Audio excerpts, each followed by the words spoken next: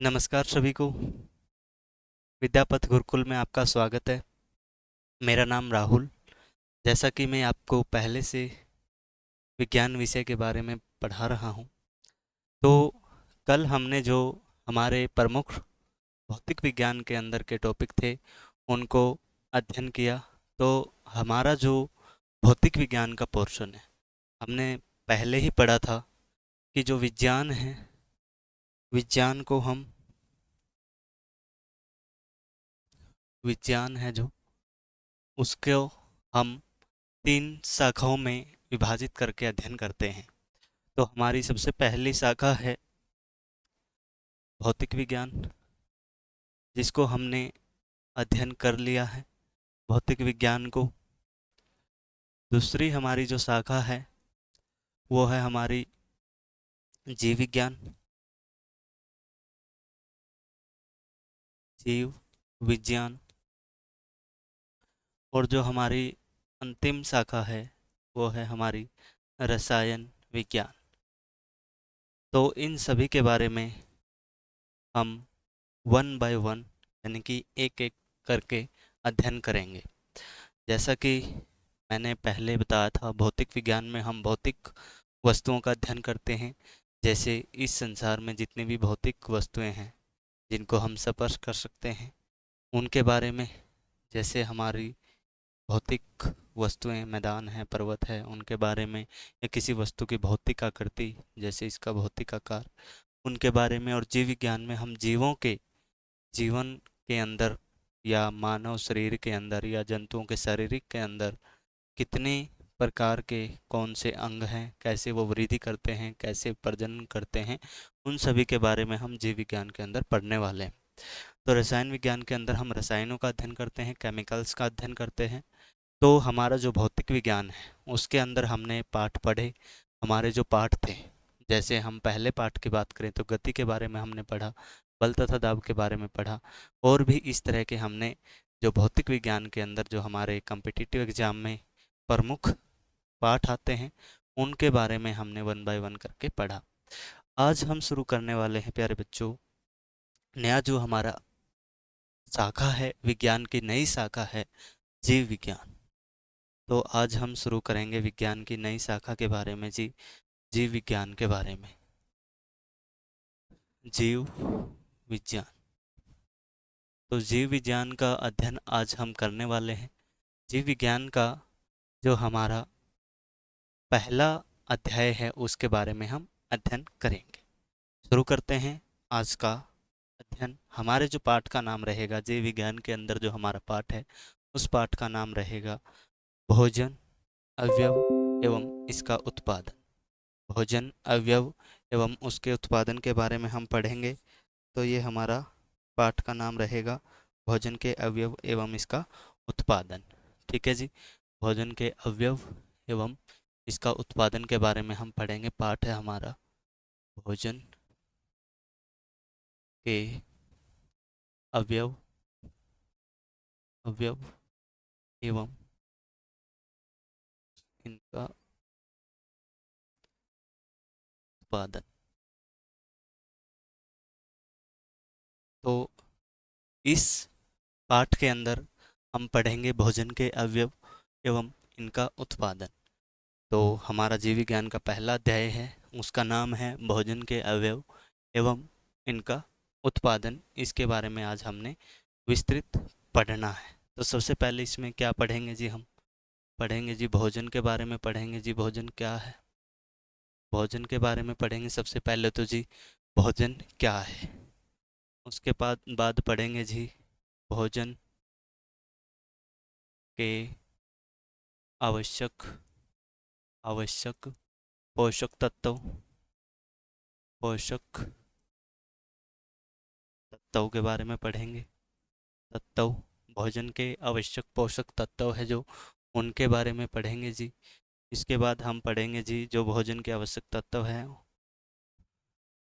भोजन के आवश्यक आवश्यक पोषक पोषक तत्वों के स्रोत, तत्वों के स्रोत के बारे में पढ़ेंगे जी, स्रोत कौन कौन से है।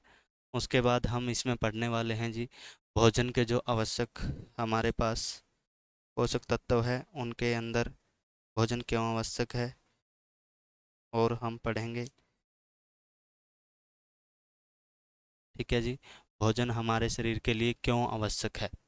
ठीक है जी, भोजन भोजन क्यों आवश्यक आवश्यक है, इसके बारे में हम पढ़ेंगे जी। उसके बाद हम पढ़ेंगे भोजन भोजन का जो है भोजन का प्रमुख स्रोत के बारे में पढ़ लिया जी। भोजन की कमी जो हमारे शरीर में विटामिन प्रोटीन है, या भोजन का उत्पादन के बारे में हम पढ़ेंगे जी। भोजन का उत्पादन कैसे होता है, ठीक है जी, भोजन का उत्पादन के बारे में पढ़ेंगे। फसल प्रबंधन के बारे में पढ़ेंगे। फसल प्रबंधन, वह फसल क्या है, इसके बारे में पढ़ेंगे। उसके बाद हम पढ़ेंगे फसलों का वर्गीकरण जी। फसलों का वर्गीकरण, फसलों का वर्गीकरण के बारे में पढ़ेंगे जी। और उसके बाद हम पढ़ेंगे जो हमारा लास्ट टॉपिक रहेगा जी, पशुपालन। पशुपालन के बारे में पढ़ेंगे। तो आज के हमारे जो प्रमुख टॉपिक्स हैं, जो प्रमुख विषय है पढ़ने के लिए, वो हमारे ये रहने वाले हैं। भोजन, भोजन के आवश्यक पोषक तत्व, भोजन के आवश्यक पोषक तत्वों के स्रोत, भोजन की क्यों आवश्यक है, भोजन क्यों आवश्यक है, भोजन का उत्पादन, फसल प्रबंधन, फसलों का वर्गीकरण, पशुपालन, सभी के बारे में हम शुरू करते हैं आज का हमारी आज की विज्ञान की कक्षा को शुरू करते हैं इन सभी के साथ। सबसे पहले हम बात करते हैं जी भोजन। भोजन क्या है जी, भोजन क्या है जी, भोजन वह पदार्थ है, भोजन वह पदार्थ पदार्थ है जो हमें हमें शरीर के जो भोजन क्या है, भोजन वह पदार्थ है जो हमें हमारे हमारे जो जैविक कार्य हैं, जैविक कार्यों कार्यों को करने करने की ऊर्जा प्रदान करता है, ऊर्जा प्रदान करता है करता है। तो भोजन क्या है जी, सरल शब्दों में अगर हम बात करें तो भोजन हमें एनर्जी देती है, ऊर्जा देता है। भोजन हमें क्या देता है, ऊर्जा देता है, जिससे हम अपने जो जैविक कार्य हैं, दिन प्रतिदिन के जो कार्य हैं, उनको संपन्न कर पाते हैं।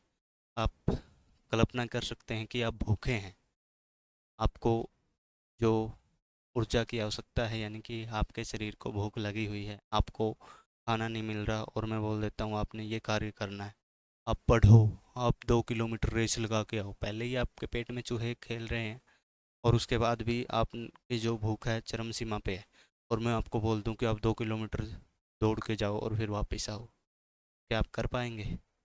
नहीं कर पाएंगे, क्योंकि आपके शरीर को भोजन की आवश्यकता है, और जो भोजन है वो क्या देगा, आपको ऊर्जा देगा। आपके शरीर में ऊर्जा नहीं है, एनर्जी है ही नहीं, तो कैसे जाओगे? तो भोजन क्या करेगा, आपको एनर्जी देगा।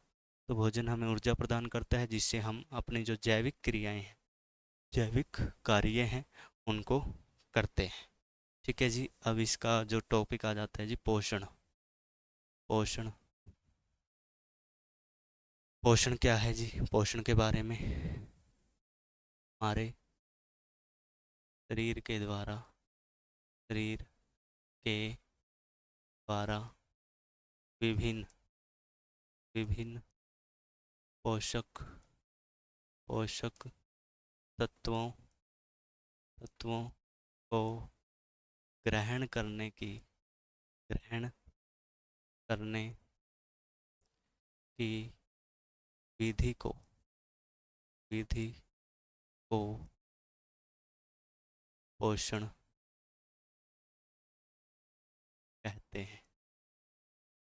कि पोषण क्या है। सरल शब्दों में अगर हम बात करें तो पोषण क्या है? पोषण है भोजन को ग्रहण करना। ये विधि है, जिस भी विधि से आप भोजन को ग्रहण करते हो उसको हम पोषण कहते हैं। पोषण एक विधि है भोजन को ग्रहण करने की। भोजन ग्रहण करने की विधि को हम पोषण कहते हैं। तो अगला हमारा टॉपिक है भोजन क्यों आवश्यक है। क्यों आवश्यक?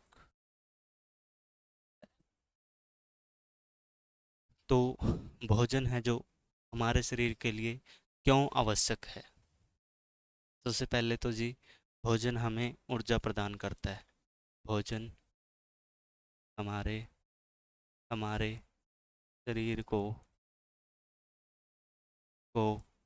ऊर्जा प्रदान करता है। ऊर्जा प्रदान करता है। तो भोजन क्या कार्य करता है जी? ऊर्जा प्रदान करता है। सबसे पहली बात तो भोजन हमें ऊर्जा देता है। दूसरा है जी, भोजन भोजन हमारे हमारे शरीर शरीर के अंदर अंदर की टूट फूट की टूट फूट की मरम्मत करता है। मरम्मत करता है। तो जो हमारे शरीर के अंदर टूट फूट होती है उसकी जो मरम्मत करने का काम कौन करता है? भोजन करता है। ठीक है जी। भोजन भोजन हमें रोगों रोगों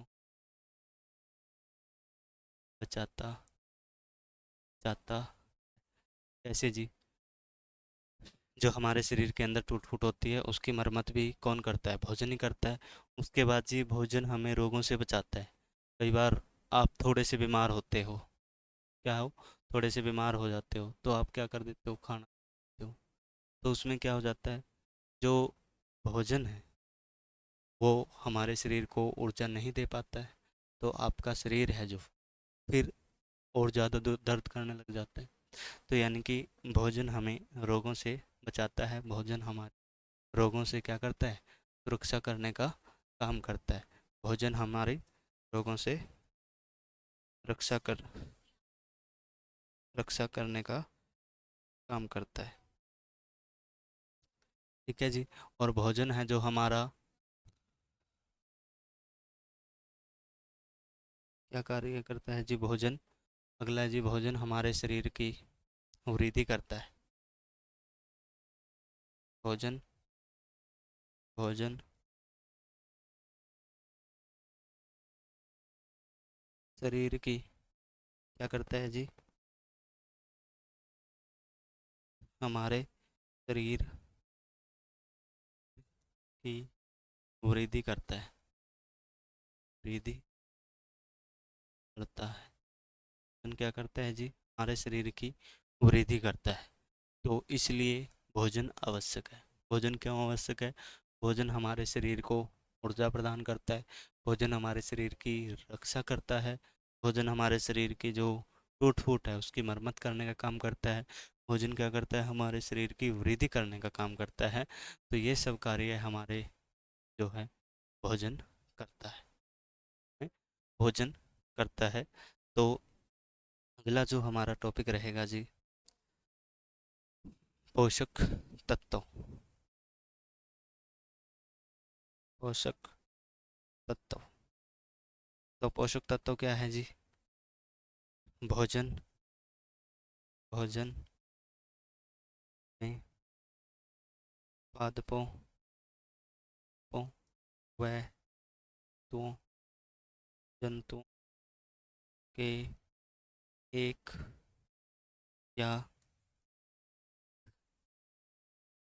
घटकों घटकों प्राप्त प्राप्त होते थे, जिन्हें जिन्हें पोषक तत्व कहते हैं।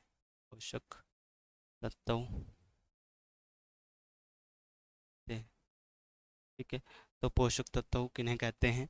यानी कि भोजन हमें पादपों जंतुओं से एक घटक या अनेक घटकों से प्राप्त होते हैं। इन घटकों को ही हम क्या कहते हैं? पोषक तत्व बोलते हैं। तो पोषक तत्व क्या है? भोजन हमें पादपों व जंतुओं से एक या अनेक घटकों के रूप में प्राप्त होते हैं, जिसको हम क्या बोलते हैं? पोषक तत्व बोलते हैं जी। तो हमारे हमारे भोजन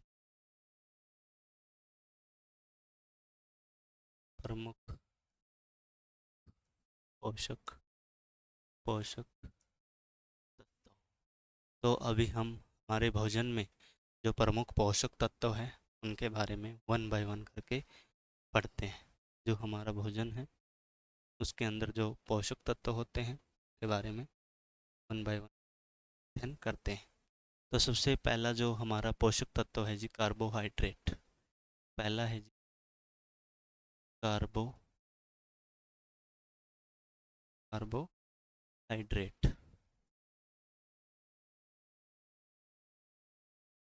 कार्बोहाइड्रेट। तो ये पोषक तत्व है हमारा जी पहला, कार्बोहाइड्रेट। तो कार्बोहाइड्रेट के आप नाम से ही परिचित होंगे ही होंगे। तो carbon plus hydrogen plus oxygen, carbon plus hydrogen plus oxygen का कार्बनिक यौगिक है। तो सबसे पहली लाइन लिखोगे carbo carbohydrate hydrate carbon carbon hydrogen hydrogen और ऑक्सीजन का ऑक्सी कार्बन हाइड्रोजन और ऑक्सीजन का यौगिक कार्बनिक यौगिक है। कार्बनिक यौगिक।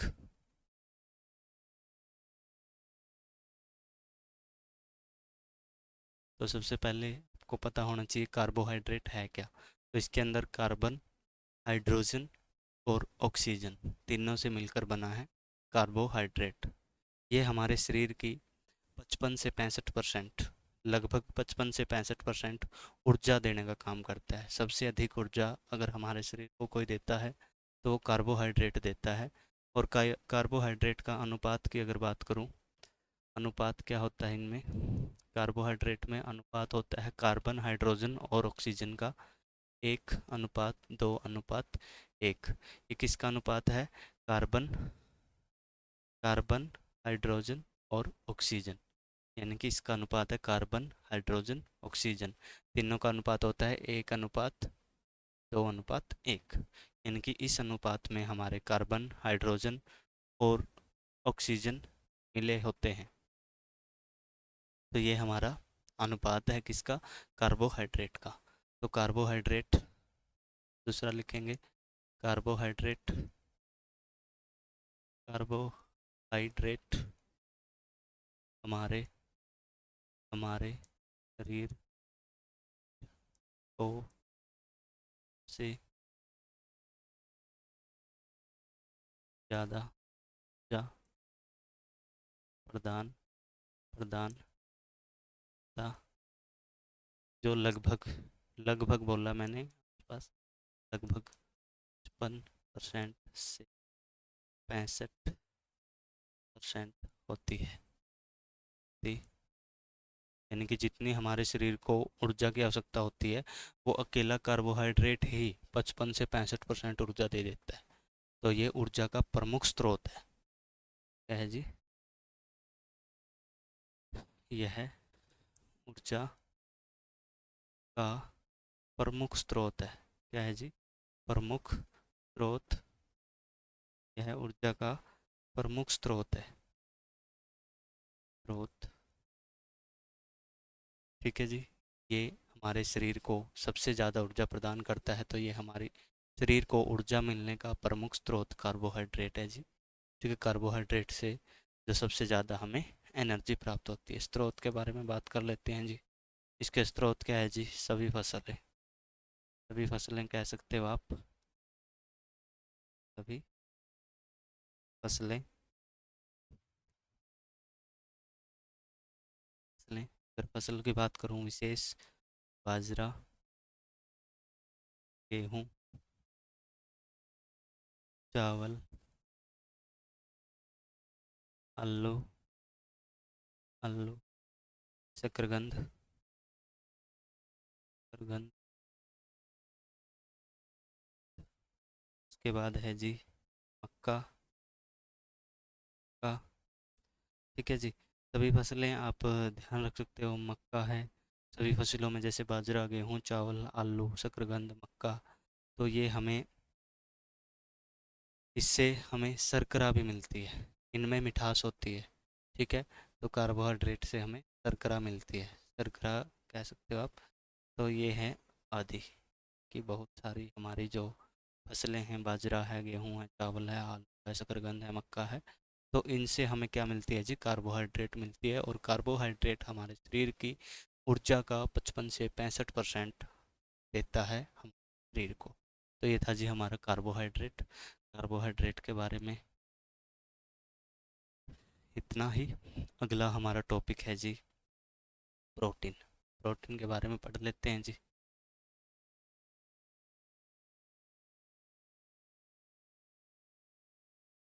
प्रोटीन के बारे में पढ़ लेते हैं। तो प्रोटीन है जी, जो हमारा प्रोटीन है के बारे में पढ़ते हैं जी। शरीर की वृद्धि तथा देख, ये जो हमारा प्रोटीन है आपका, इस टाइप से भी लिख सकते हो आप। प्रोटीन क्या है जी? इस टाइप से प्रोटीन, प्रोटीन क्या कार्य करता है जी? प्रोटीन हमारे शरीर का क्या कार्य करता है जी? शरीर शरीर की वृद्धि वृद्धि तथा दैहिक उत्क दैहिक, जो हमारी देही है या हमारे जो अंग है, जैसे जो दैहिक उत्तक है, दैहिक उत्तकों उत्तकों की मरम्मत करता है, मरम्मत करता है। तो क्या कार्य करता है जी? शरीर की वृद्धि तथा जो हमारे शरीर के दैहिक उत्तक है उनकी मरम्मत करने का कार्य करता है जी प्रोटीन। प्रोटीन भी वैसे ऊर्जा का स्रोत है, ऊर्जा इससे भी हमें प्राप्त होती है। प्रोटीन ऊर्जा का भी स्रोत है, यानी कि इससे हमारे शरीर को ऊर्जा भी मिलती है, एनर्जी भी मिलती है, लेकिन ये मुख्यतः शरीर की वृद्धि के लिए जाना जाता है। शरीर की वृद्धि करनी है या हमारे जो दैहिक ऊतक है उनकी मरम्मत करनी है। जैसे कई बार हम खेलते वक्त हाथ पाँव में चोट लग जाती है, टूट फूट होती है हमारे शरीर के अंदर, तो उनकी भी ये मरम्मत करने का काम करता है जी प्रोटीन। प्रोटीन के अगर हम स्रोत की बात करें जी, प्रोटीन के स्रोत, प्रोटीन के स्रोत है जी हमारा दूध है जी। तो दो प्रकार के स्रोत है जी प्रोटीन के हमारे हैं जी, दो प्रकार के स्रोत है जी। पहला है हमारा जंतु स्रोत, जंतु स्रोत। जंतु स्रोत में अगर मैं बात करूं, तो जंतु स्रोत हमारे हैं जी दूध, दूध, दही, पनीर, पनीर, घी। तो ये है जी हमारे, क्या है जी? ये हमारे जंतु स्रोत है। जंतु स्रोत क्या है जी? जो जंतुओं से हमें प्राप्त होते हैं, यानी कि जीव जंतुओं से जो हमें, जिन जीव जंतुओं से हमें प्रोटीन प्राप्त होता है वो जंतु स्रोत है जी। जंतु स्रोत है जी। दूसरा है जी पादप स्रोत, पादप, पादप स्रोत, पादप स्रोत है जी हमारा। पादप स्रोत के अंदर है जी हमारा जो पादपों से हमें प्राप्त होते हैं जी, विभिन्न दालें हैं जो, दालें है जी, जैसे हमारी की दाल है। ठीक है, दाल के अंदर आप लिख लो दाल। ठीक है जी, अरहर, अरहर है, उड़द, उड़द है जी। ठीक है जी, दाल है जो हमारे प्रोटीन के स्रोत हैं, दाल। ठीक है, विभिन्न दालें हैं, चना है, उड़द आता है। ये हमारे प्रोटीन के मुख्यतः स्रोत है, प्रोटीन के प्रमुख स्रोत है जी, प्रोटीन के प्रमुख स्रोत है जी। ये चना है, मटर भी है। उसके बाद शरीर हमारा जी वसा,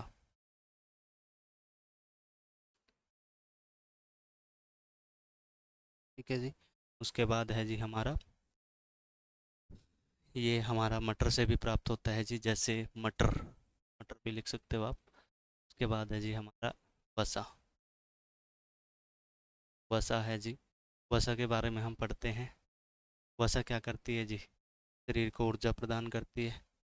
शरीर को ऊर्जा प्रदान करने का काम कौन करती है जी? वसा करती है, शरीर को ऊर्जा प्रदान करने का काम।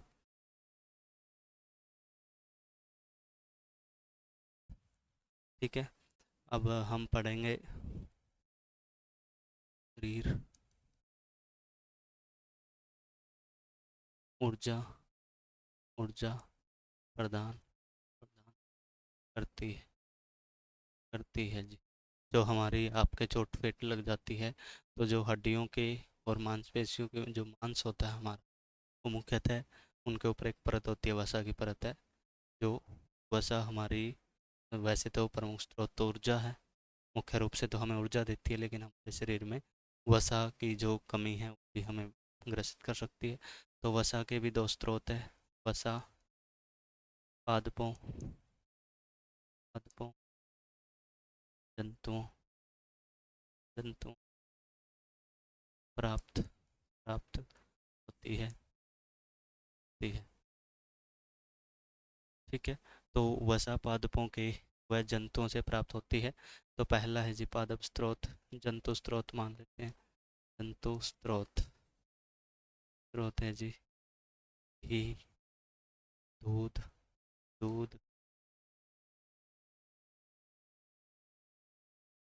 आदि।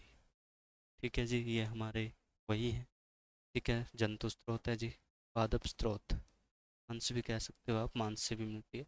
पादप स्रोत, पादप स्रोत क्या है जी वसा के? वसा है जी तेलीय, यानी कि आपका सोयाबीन का तेल, सोयाबीन, सोयाबीन का तेल, तेल है। मूंगफली का तेल का तेल, मूंगफली का तेल है जी। तिल का तेल है जी, तिल तेल जी। ठीक है जी, ये हमारे जो विभिन्न प्रकार के तेल हैं जो हम खाने में प्रयोग करते हैं, इनके अंदर वसा होती है जी। वसा का मतलब चिकनाई, वसा क्या होती है जी? चिकनाई होती है इनके अंदर। इनको, ये हमारे शरीर को ऊर्जा प्रदान करती है, दोनों से प्राप्त होती है। और हमारे शरीर के अंदर जितने भी, जैसे हमें कभी कभार फ्रैक्चर आ जाता है, तो जो हमारा हड्डी है और उनके बीच में वसा की परत होती है, ये आपको ध्यान रखना है। शरीर की वृद्धि तथा उसका पहला प्रोटीन है जी। प्रोटीन के बारे में हमने पढ़ा, वसा के बारे में पढ़ा। तो अगले अब आ जाते हैं जी हमारे विटामिन। तो हम दो तरीक़ों से पोषक तत्वों का अध्ययन कर सकते हैं। एक तो हमारे ये तीन है जी प्रमुख, कार्बोहाइड्रेट, प्रोटीन, वसा। और दूसरा है जी विटामिन। अब हम पढ़ते हैं जी विटामिन टॉपिक के बारे में। विटामिन से जो हमारे शरीर में, विटामिन को भी हम वन बाय वन करके पढ़ेंगे अच्छे तरीके से। तो अभी कम्पिटिटिव एग्जाम में भी जो क्वेश्चन आते हैं उनके बारे में हम पढ़ेंगे जी विटामिन। विटामिन के बारे में जान लेते हैं पहले। विटामिन, विटामिन है क्या जी? सबसे पहले तो हम बात करते हैं जी विटामिन। विटामिन जो है हमारे शरीर को कम ऊर्जा प्रदान करते हैं। जो विटामिन है शरीर को बहुत कम ऊर्जा प्रदान करते हैं। हालांकि हमारे शरीर को सुचारू रूप से चलने के लिए, हमारे हमारे शरीर, शरीर सुचारू सुचारू से के हमें भिन्न भिन्न विटामिनों, विटामिन की आवश्यकता होती है, आवश्यकता होती है जी। यानी कि हमारे शरीर में जो विटामिन है उनकी भी आवश्यकता होती है। हालांकि हमें अल्प ऊर्जा मिलती है विटामिनों से, थोड़ी ऊर्जा मिलती है, लेकिन ये हमारे शरीर के लिए आवश्यक पोषक तत्व है। तो विटामिन हमारे शरीर को सुचारू रूप से चलाने के लिए विभिन्न विटामिनों की आवश्यकता होती है। तो विटामिनों की कमी से न्यूनता रोग होता है जी। विटामिन विटामिन विटामिनों की कमी, विटामिनों की कमी कमी से होने वाले वाले रोगों रोगों को हम न्यूनता रोग कहते हैं जी। न्यूनता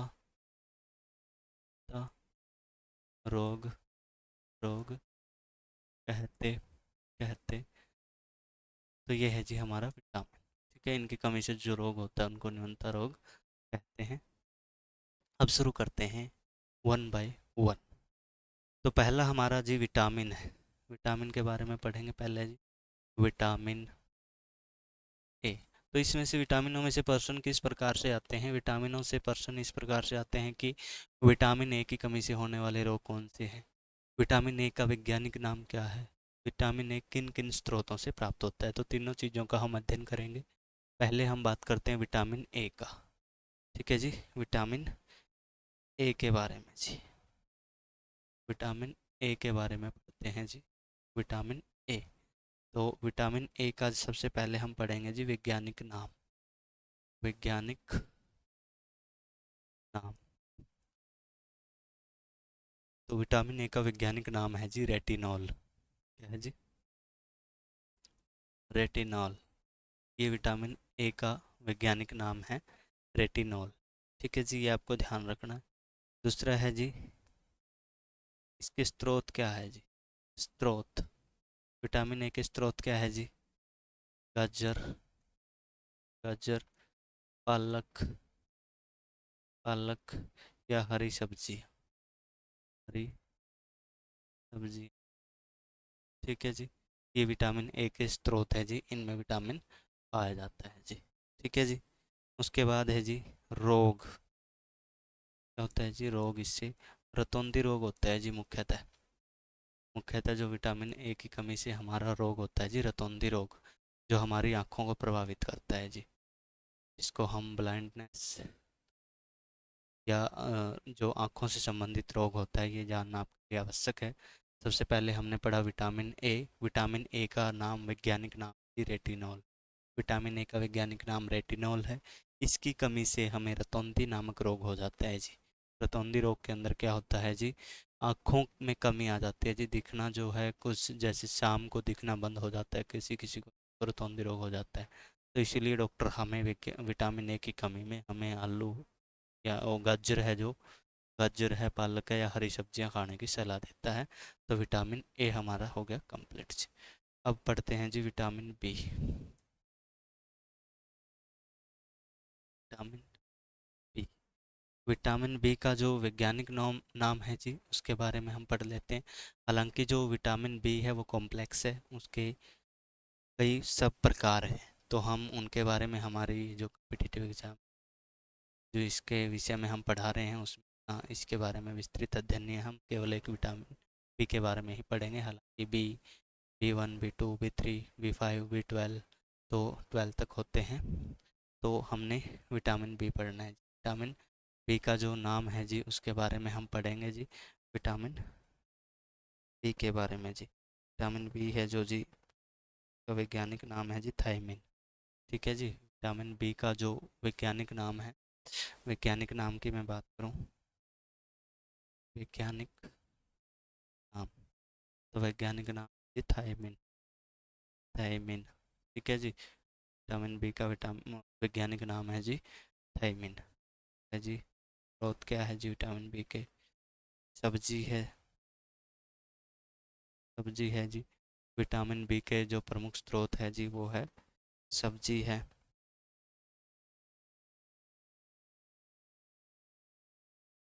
चावल है, ब्रोकली है। तो ये सारी चीज़ें हैं, जैसे चावल, चावल, ब्रोकली, ब्रोकली आदि। तो ये हमारे विटामिन बी के है जी स्रोत, और इससे रोग होता है जी मुख्यतः बेरी बेरी रोग हो जाता है जी। बेरी बेरी, इसमें क्या होता है जी, जो पैर हैं वो हो जाते हैं, या जो बचपन से भी हो जाता है कभी कभार कि विटामिन बी की कमी। तो विटामिन बी की कमी से मुख्यतः जो रोग होता है वो होता है जी बेरी बेरी रोग। अब हम पढ़ते हैं जी विटामिन सी। विटामिन सी के बारे में पढ़ेंगे जी। विटामिन सी, विटामिन सी के बारे में पढ़ेंगे जी। इसका रासायनिक नाम है एस्कॉर्बिक अम्ल। एस्कॉर्बिक स्कॉर्बिक अम्ल, एस्कॉर्बिक अम्ल है जी, जो हमारे प्रोटीन है, अमीनो अम्ल पाए जाते हैं जी, अमीनो अम्ल। ये आपसे बताना भूल गया था, प्रोटीन पढ़ाया। प्रोटीन में मुख्यतः अमीनो अम्ल के बने होते हैं। ठीक है जी, प्रोटीन है वो अमीनो अम्ल के बने होते हैं, और जो ग्लूकोज है वो कार्बोहाइड्रेट का अंदर आता है, ग्लूकोज, और ग्लूकोज को हम ग्रहण करते हैं। तो ये है हमारा एस्कॉर्बिक अम्ल, वैज्ञानिक नाम है जी इसका। विटामिन सी का वैज्ञानिक नाम एस्कॉर्बिक अम्ल है जी। है जी, एस्कॉर्बिक अम्ल। जो स्रोत है जिसके, स्रोत, स्रोत क्या है जी, खट्टे फल, खट्टे खट्टे फल है जी। खट्टे फल है जो इसके स्रोत है, जैसे आपका आंवला, संतरा है, संतरा, तो ये नींबू आदि। तो ये खट्टे फलों के अंदर ज़्यादातर पाया जाता है जी। खट्टे फलों के अंदर क्या होता है, जो हमारा विटामिन सी है वो पाया जाता है। इसकी कमी से जी रोग होता है। रोग का नाम लिखेंगे जी। रोग होता है इसकी कमी से सकरवी रोग, सकरवी रोग। ठीक है जी, सकरवी रोग इसकी कमी से होता है जी, विटामिन सी की कमी से। मसूड़ों का फूल जाना, मसूड़े हैं जो में से खून आने लग जाते हैं, मसूड़े फूल जाते हैं, तो ये विटामिन सी की कमी होती है जी। जैसे मुंह आना, मुंह आ जाता है, मुंह में छोटे छोटे फूल, फुलकर ऐसे मतलब फुलकरे निकल जाते हैं, तो हम बोलते हैं विटामिन सी की कमी से सकरवी रोग होता है। ये सकरवी रोग के अंदर होता है, तो आपको नींबू या खट्टे पदार्थों का सेवन करना चाहिए। तो ये है हमारा जी विटामिन सी। अब बात करते हैं जी हम vitamin D. Vitamin D, vitamin D के बारे में बात कर रहे हैं जी। विटामिन डी, विटामिन डी के बारे में बात करते हैं तो वैज्ञानिक नाम है जी, वैज्ञानिक नाम, तो विटामिन जो डी का वैज्ञानिक नाम है जी वो है हमारा, विटामिन डी का वैज्ञानिक नाम है जी कैल्सीफेरॉल। तो विटामिन डी है जो उसका स्रोत, जो विटामिन नाम है जी, क्या है जी, कैल्सीफेरॉल। विटामिन डी का वैज्ञानिक नाम आपको ध्यान होना चाहिए। तो विटामिन डी के वैज्ञानिक नाम की हम बात कर लेते हैं, कैल्सीफेरॉल। तो विटामिन डी का रासायनिक नाम है, आपको ध्यान हो गया होगा, कैल्सी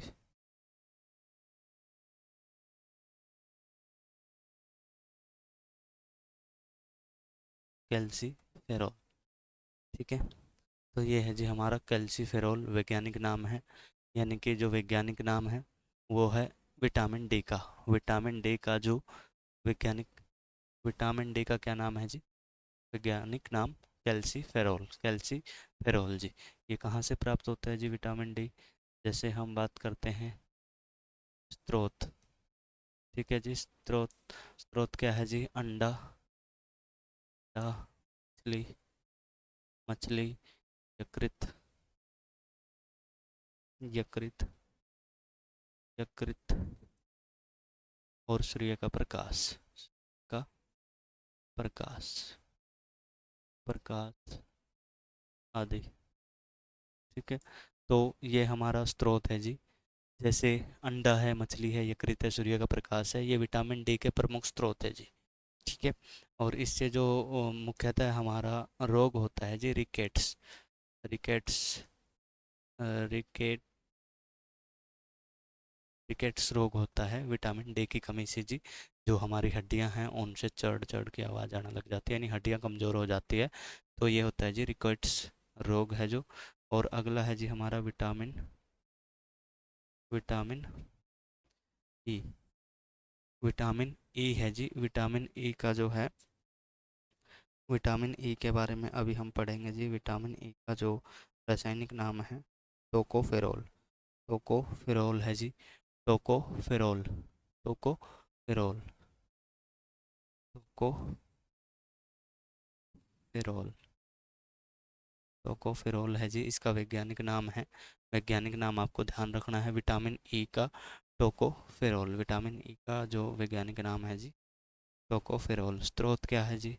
स्रोत है जी वनस्पतिक तेल, वनस्पतिक तेल, वनस्पतिक तेल है, और सब्जियां हैं जी, सब्जियां इसका स्रोत है जी। और इसकी कमी से रोग जो होते हैं जी, बांझपन। क्या रोग हो जाता है जी? बांझपन। बांझपन है यानी कि गर्भ का नहीं ठहरना, ये रोग होता है, जिससे बांझपन जैसे रोग उत्पन्न हो जाते हैं। कि नपुंसकता, नपुंसकता, नपुंसकता, ठीक है जी। ये टोकोफेरोल वनस्पतिक तेल है, सब्जियां हैं, इनसे मिलता है, और बांझपन, नपुंसकता आदि से क्या हो जाते हैं जी? रोग होते हैं। अगला है जी विटामिन हमारा, विटामिन के। अगला क्या है जी? विटामिन, विटामिन के जी। विटामिन के का अभी हम, विटामिन के है जी अगला स्रोत हमारा है विटामिन के। विटामिन के का जो फिलोक्विनोन, फिलोक्विनोन, फिलोक्विनोन इसका रासायनिक नाम, वैज्ञानिक फिलोक्विनोन, ठीक है जी, वैज्ञानिक नाम है फिलोक्विनोन जी, ये इसका वैज्ञानिक नाम है जी, वैज्ञानिक नाम। वैज्ञानिक नाम क्या है जी? फिलोक्विनोन। फिलोक्विनोन इसका रासायनिक नाम है जी, या वैज्ञानिक नाम है फिलोक्विनोन। फिलोक्विनोन इसका स्रोत क्या है जी? स्रोत क्या है? स्रोत इसके आपने पता होना चाहिए, स्रोत कौन कौन से है। ये हमें सभी फलों से मिलते हैं, फलों से मिलते हैं जी, सब्जियों से। तो इसके स्रोत आपको पता होना चाहिए, फल है, सब्जी है, सब्जी, ये इसके स्रोत है जी। अगर हम इसके अगर रोगों की बात करें जी, रोग क्या हो जाता है? रक्त का थक्का न जमना। रोग क्या है इसके अंदर? रोग क्या होते हैं? रक्त का थक्का, थक्का न जमना, तो ये प्रमुख रोग है जी। अगर हमारे शरीर में जो प्लेटलेट्स है वो नहीं बनेंगी, तो रक्त का थक्का नहीं जमेगा, कीटाणु जिसको बोलते हैं, यानी कि रक्त का थक्का नहीं जमेगा। तो अगर हमें किसी भी दुर्घटना में चोट लग जाती है, तो रक्त निरंतर बहता रहेगा, तो हमारे शरीर का लगभग सारा ही रक्त बह जाएगा, जिससे हमारी मृत्यु भी हो सकती है। इसलिए हमारे शरीर में रक्त का थक्का जमना जरूरी है। तो रोग इससे यही होता है, विटामिन के की कमी से रक्त का थक्का नहीं जमता है जी, रक्त का थक्का नहीं जमता है। तो ये थे जी हमारे प्रमुख विटामिन, जिनके बारे में हम पढ़ा। इनसे उत्पन्न होने वाले रोगों के बारे में पढ़ा, इनके स्रोत के बारे में पढ़ा, और वैज्ञानिक नाम के बारे में अध्ययन किया। तो इनमें से प्रश्न आ जाते हैं कभी कभार कि वैज्ञानिक नामों के बारे में बताइए। तो अगला है जी हमारा, इसी के अंदर जो हमारे खनिज लवण है, खनिज लवण के अंदर जैसे खनिज लवण पढ़ते हैं जी, ये भी हमारा प्रमुख पोषक तत्व है, खनिज लवण। खनिज लवण के अंदर जो हमारे आ जाते हैं जी, आयरन, आयरन है जो, आयरन किस में पाया जाता है जी? पालक में, पालक में पाया जाता है आयरन है जी। आयरन की कमी से हमें वगैरह हो जाता है। तो आयरन है, फास्फोरस है, फास्फोरस, फोर्स है जी, फास्फोरस है, आयोडीन, आयोडीन सोडियम से बनता है।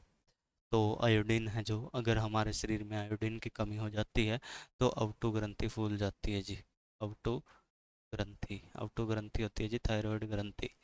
अवटु ग्रंथि में क्या हो जाता है जी? फैल जाती है, फूल जाती है। उसके अंदर हार्मोन होता है जी थायरोक्सिन, थायरोक्सिन हार्मोन होता है जी।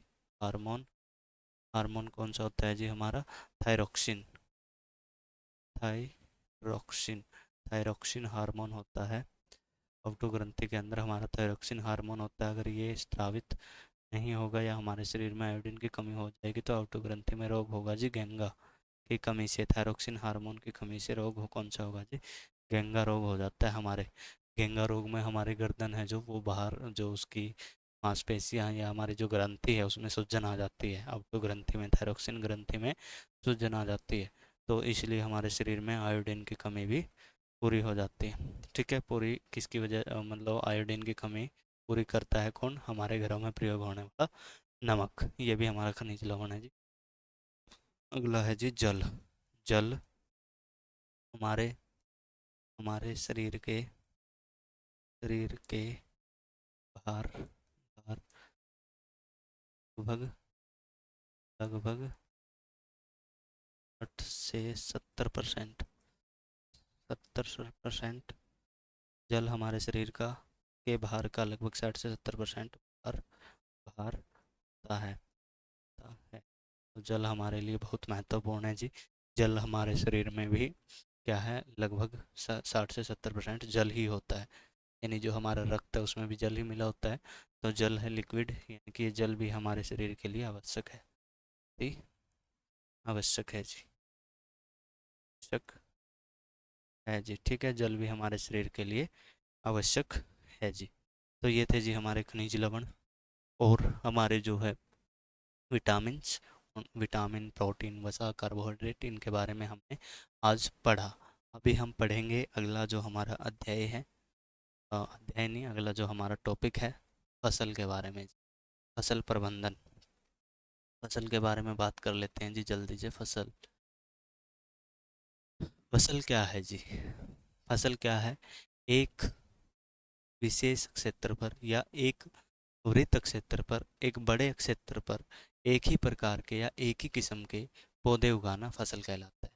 यानी किसी किसी बड़े बड़े भूभाग पर भूभाग पर एक ही किस्म प्रकार किस्म के पौधे पौधे उगाना उगाना फसल कहलाता है, फसल कहलाता है। तो फसल क्या है जी, एक क्षेत्रफल है, किसी बड़े भूभाग पर एक ही किस्म के एक ही प्रकार के पौधों को उगाना फसल कहलाता है जी। ठीक है जी, अब पढ़ेंगे फसलों का वर्गीकरण। फसलों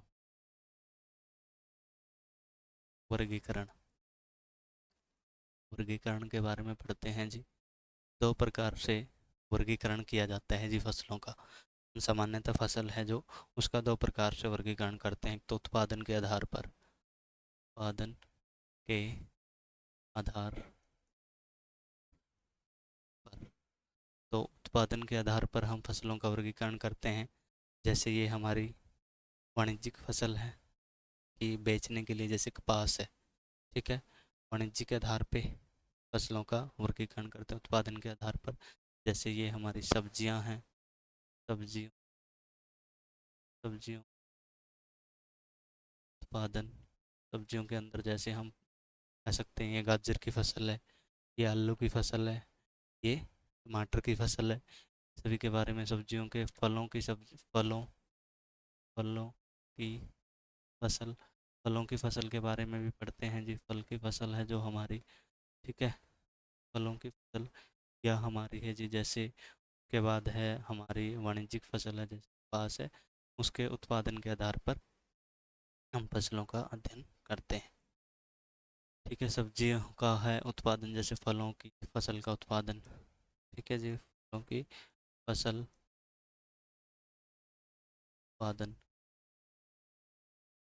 ठीक है जी। और जो हमारी जैसे, और इसी के तरीके से सब्जियां हैं, फल है, और इनका उत्पादन अलग अलग प्रकार से करते हैं। तो ये है हमारा उत्पादन के आधार पर, कि हमने किस चीज़ का उत्पादन किया है के आधार पर फसल का वर्गीकरण। दूसरा है जी हमारा ऋतु के आधार पर, ऋतुओं के आधार पर, ये पहला था हमारा। दूसरा है ऋतुओं के आधार पर, के आधार पर ऋतुओं के आधार पर हम फसल का वर्गीकरण करते हैं जी। ऋतु के आधार पर हम फसलों को मुख्यतः दो प्रकार से विभाजित करते हैं जी। पहला है जी हमारा खरीफ की फसल। खरीफ खरीफ की फसल, ठीक है जी। ये उत्पादन वाला फसल का उत्पादन के बारे में हम बात कर रहे हैं, फसल उत्पादन। तो खरीफ की फसल है।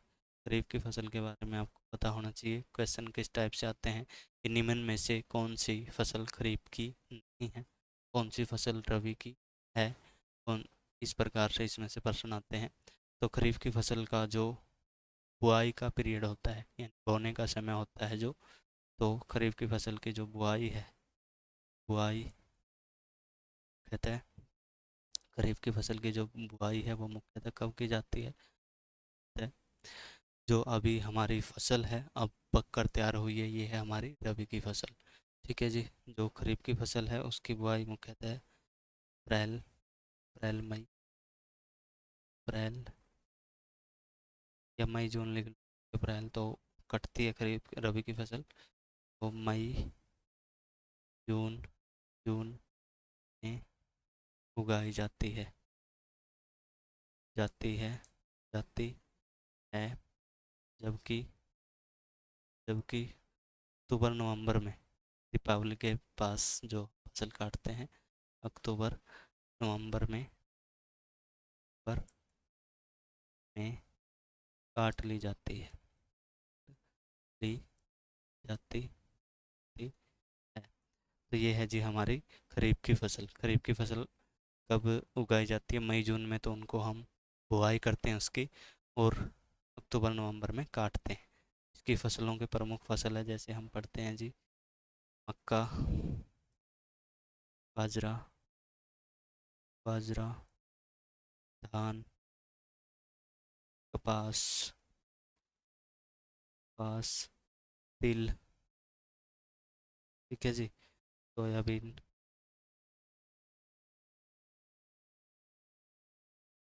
तो ये हमारी जूट आदि।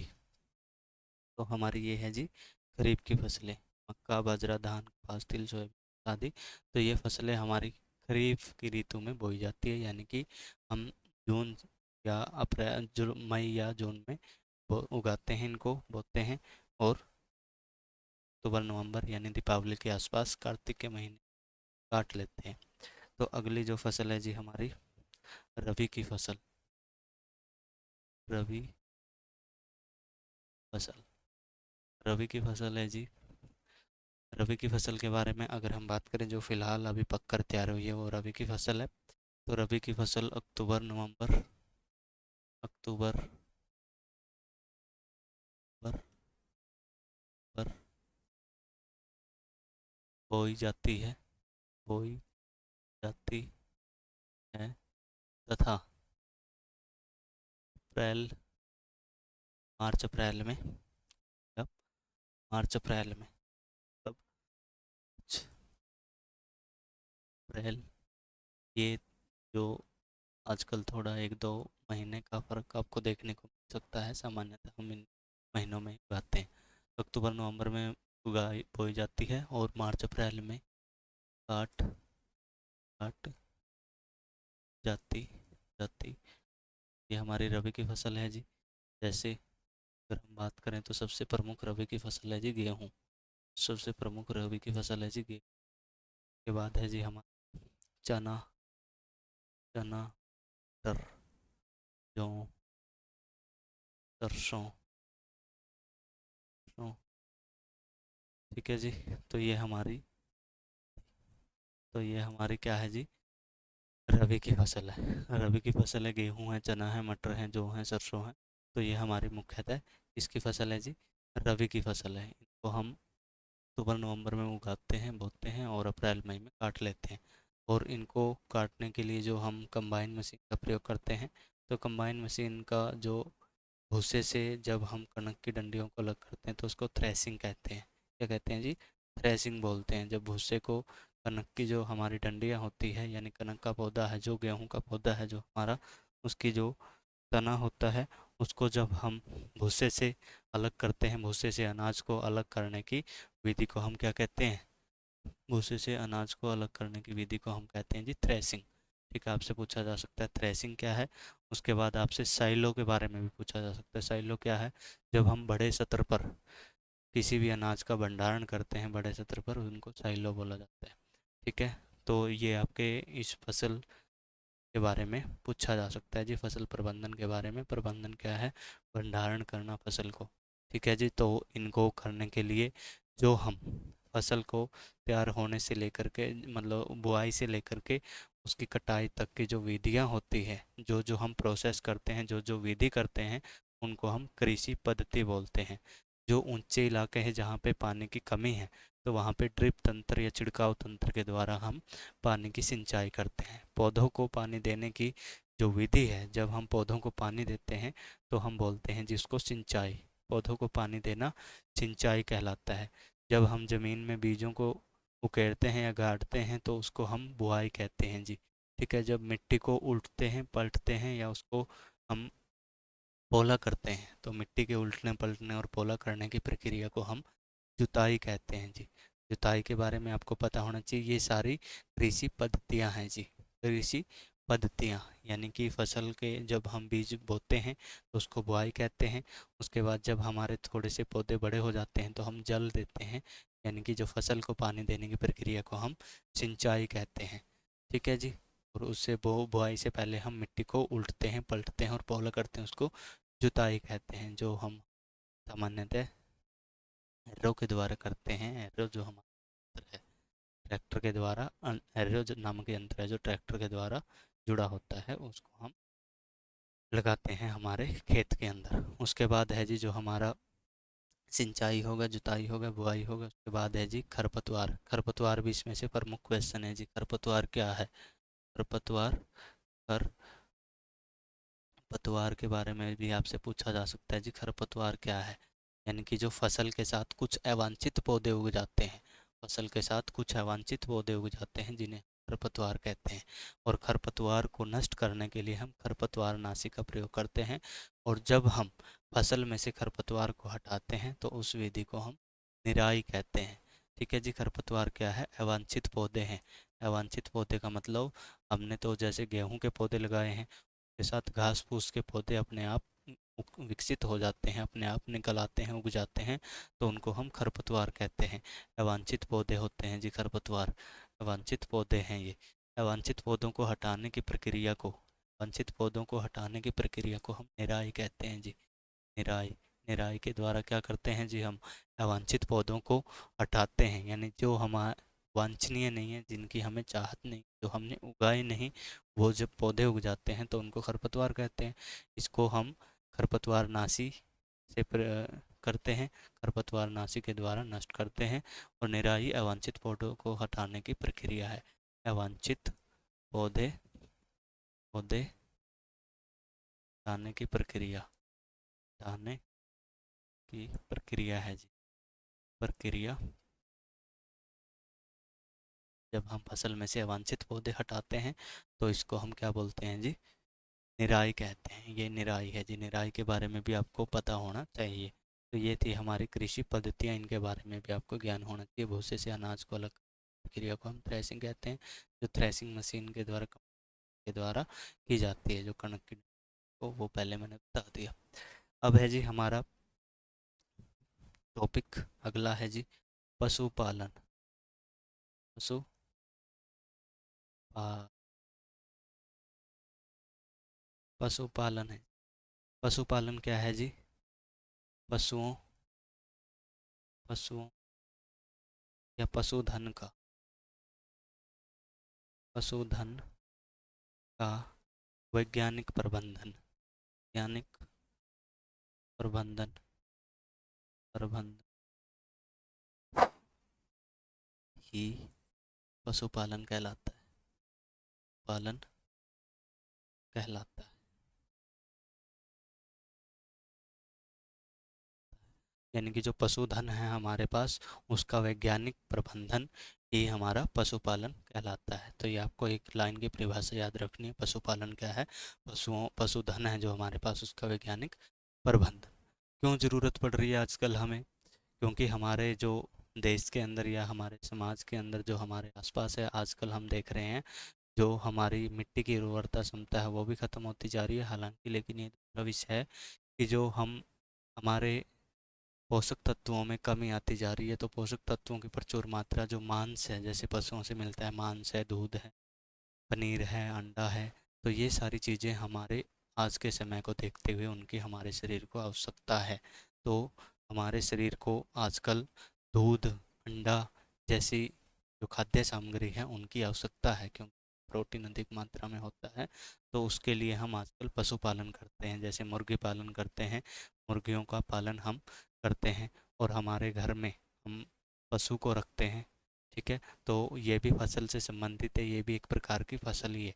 जैसे किसी तालाब में मछली पालन करना, मछलियों को फसल के रूप में तैयार किया जाता है, यानी कि फसल जो है, जो मछलियां हैं उनको क्या किया जाता है, बड़ी करके जो हम शहरों के अंदर बेचते हैं, क्योंकि मांस का जो उत्पादन उससे होता है।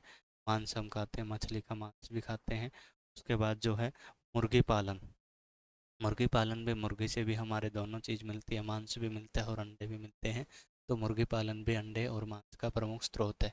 और पशुपालन जैसे गाय, भैंस, भेड़, बकरी, मवेशी, इनका जो पालन है वो हम किसके लिए करते हैं? दूध के लिए। दूध, पनीर, घी, ये सब कहाँ से मिलता है? ये हमारे पशुओं से मिलता है।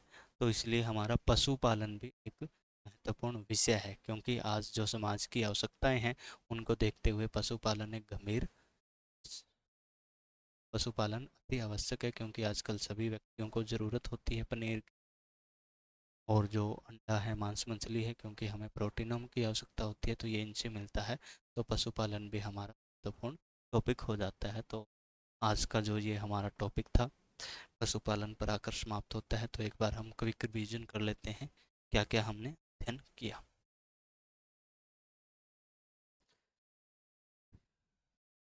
तो आज हमने पढ़ा भोजन के बारे में। सबसे पहले हमने पढ़ा भोजन क्या है जी। ठीक है, भोजन के आवश्यक पोषक तत्वों के बारे में पढ़ा, भोजन के आवश्यक पोषक तत्वों के स्रोत के बारे में पढ़ा, भोजन क्यों आवश्यक है इसके बारे में हम पढ़ा। उसके बाद भोजन का उत्पादन के बारे में पढ़ा जी। फसल प्रबंधन के बारे में हमने, फसलों का वर्गीकरण के बारे में हमने, और हमने पढ़ा पशुपालन के बारे में, जो पशुपालन है उसके बारे में हमें विस्तारपूर्वक अध्ययन किया। आज के लिए इतना ही। धन्यवाद। जय हिंद।